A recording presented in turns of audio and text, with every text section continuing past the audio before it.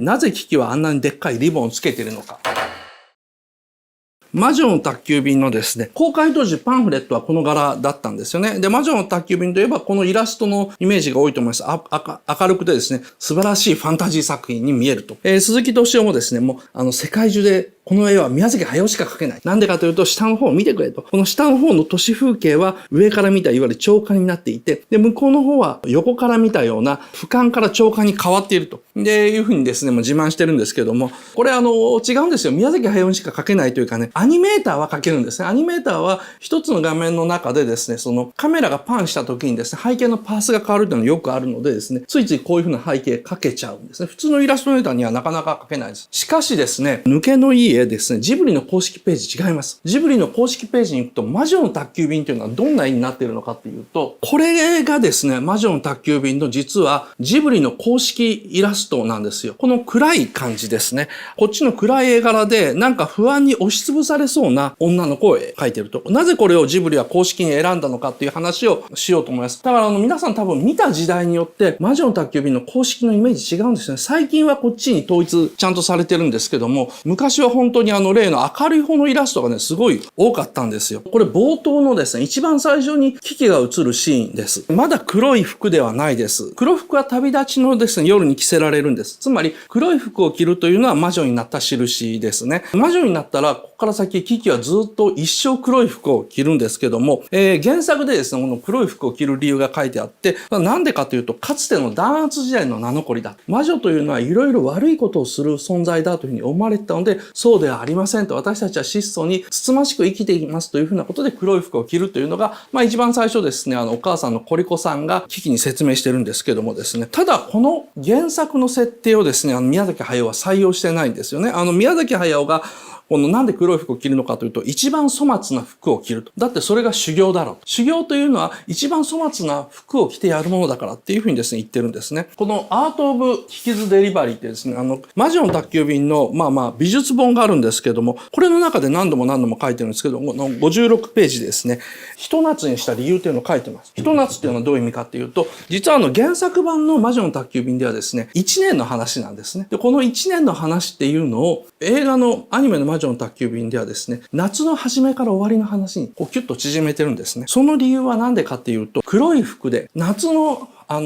夏のですね、バカンスも盛んな街じゃないですか。だからみんな派手で綺麗な服を着てると。で、そんな街にひと夏の間黒い服で行くですね、惨めさっていうのを主人公に味わわせたかったと。なので、その黒い服でひと夏街で過ごすことをちょっと主人公に体験してほしかったというんですけども。しかしですね、その理由だったらこの冒頭寝転んでる真っ赤なリボンですね、巨大なリボン。これをね、つけたままっていうのがね、ちょっと矛盾してるんですね。これ見てください。着せ替えられてるキキとですね、母親なんですけども、このリボンね、初期設定ではここまで大きくなかったんですよ。っていうのはね、初期案のキキはロングヘアだったんですね。なんでそもそもこのリボンつけてるのかっていうと、初期案のロングヘアが残ってるからなんですよ。アニメにするときにいろんなアニメーターが書いた案です。左上のですね、この機器はですね、ロングヘアです。しかしね、ロングヘアの女の子を出すと髪の毛の処理が難しいんですね。特に魔女の宅急便っていうのは、動き回るアクションシーンも多いのでですね、髪の毛を描くのがすごい手間になる。行動的なキャラクターっていうのは、ショートヘアにする場合が多いんです。アルプスの少女ハイジも思い切ってショートヘアにしたのは、あれは行動的にするためなんですね。空を飛ばすのもロングヘアのままでは難しくなると。もうショートにするんだったら、髪留め、とか、リボンいらないんじゃないっていう風になったんですね。完成版ではですね、さっきお見せしたように、キキの頭にはですね、顔よりもでかいリボンがついてるぐらいなんですよ。なんでこのロングヘアからですね、ショートヘアになったのか。このね、リボンっていうのは、おしゃれのためにやってるんですね。キキのは憂鬱な顔をしてるんですけど、この憂鬱の正体は頭の上のやっぱでかいリボンなんですよ。キキを押さえて押しつぶそうとしているんですね。話はですね、そもそも企画段階に遡ります。ですね、実は宮崎駿、魔女の宅急便っていうですね、原作小説のことをあんま面白いと思ってなかったんですね。で、自分のやりたい話じゃなくて、もともと広告代理店が持ち込んだ話でですね、鈴木敏夫さんのですね、天才の思考という本の78ページジに書いてるんですけども、そもそもですね、魔女の宅急便の企画が上がった時にはですね、トトロの真っ最中だったんですね。トトロの真っ最中で宮崎駿は毎日死ぬほど仕事してたんです。トトロが終わった時にもう、俺はもうね、やりたいことの四角形の4つができた。カリシロ、ナウシカ、ラピュタ、トトロ。この4つで十分。そろそろジブリは解散だ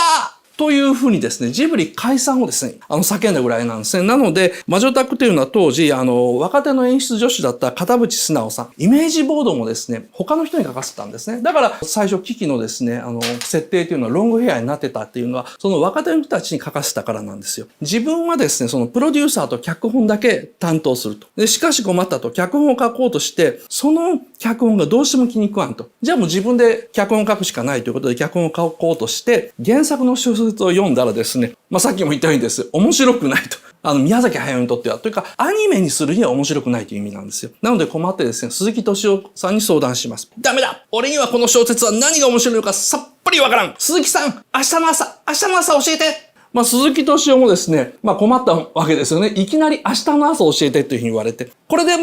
素直に読むような鈴木敏夫でもないんですよね。鈴木敏夫も他に打ち合わせもあるのでですね、いい加減に読み飛ばしてですね、翌朝宮崎駿に問い詰められます。どんな話なの問い詰められて、とっさにですね、言い逃れでですね、口から出任せ語ったんですね。で、この口から出任せがこの天才の思考に載っているんですけども、これは児童文学に見えるけど、きっと読者は大人の女性が多い。っていうふうにまず言い切るんですよ。これ事実じゃないんですよ。完全に鈴木敏夫の妄想なんですよ。で、なぜ女性読者はこの小説を読むのか。それは都会に出てきた女性の話だからだと。魔女の話というよりは、都会に出てきた女の人の話だと。みんな自分の才能や能力に疑問を持ちながら、都会で一生懸命行こうと頑張ってる話だ。っていうふうに言ったんですね。で、宮崎駿はですね、それなら自分でも書けると思って安心して、脚本を自分で書くことを引き受けたんですね。しかし、早速ですね、宮崎駿は煮詰まってしまうんですよ。そこで鈴木敏夫はですね、思春期の少女を書くんだっていう思春期を取り上げる大事さをもうたっぷり語って説得したんですよ。で、宮崎駿は俺思春期って苦手だから今までやったことがないんだよって言ったら、いやだからこそあえてジブリで宮崎駿が思春期やるんですよって鈴木敏夫が一生懸命プレゼンしたんですけども、これね、押井守さんによるとですね、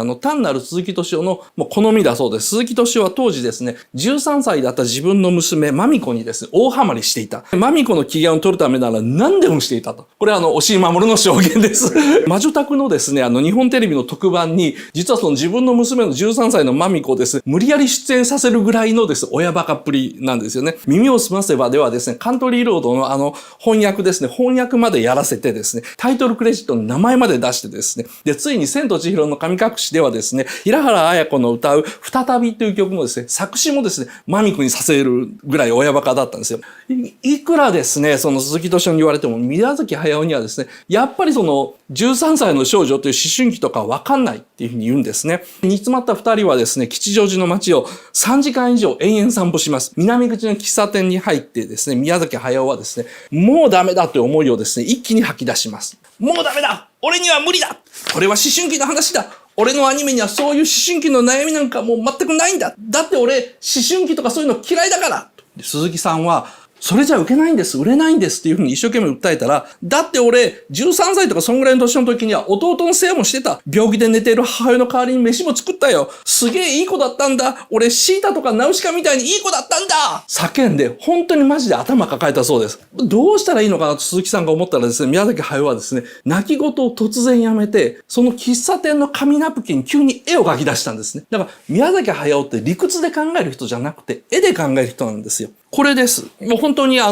最終的な危機に近いですよね。残念ながらですね、紙ナプキンに書いた危機というのはもう残ってないんですよね。これは宮崎駿が書いた最初期案です。顔がですね、今の危機よりもずっと物憂げ、悲しそうでですね、で、頭に巨大なリボンをつけてる。ショートヘアだからもうすでにリボンは必要とないんですけども、しかしこれこそがですね、宮崎駿が探していたアイデアだったんですね。これだよ、鈴木さん！頭の上にでっかいリボンが乗ってるんだよ。思春期というのは頭の上になんかでっかいものが乗っかってて重くて自分でもどうにもならないんだ。風に吹かれての145ページですね。鈴木さんへのインタビュー集なんですけど、このエピソードが書かれてるんですけども、つまりどういう意味かというと、宮崎駿、てっきり鈴木さんこう思ったんですよ。宮崎駿は思春期の女の子の気持ちがわからない。だから俺には書けないっていうふうに言ってたと思ったんです。でも意味が違ったんですね。宮崎駿は思春期の女の子をどう絵にしていいかわかんない。つまり、どんな悩みを持ってる、こんな悩みを持ってる、こんな風に思ってるっていうのを、それを絵にしたらどういう風になるのかというのが全く思いつかなかったんですね。しかし、これで一気に突破口が開かれたわけです。頭の上にでかいリボンが乗っていて、それに押しつぶされそうになってると。そうか、それを描けばいいんだ。どういう風に絵にしていいのか分かったので、一気に宮崎駿はここから気が楽になって、魔女宅の企画がどんどん進み出した。後に宮崎駿はですね、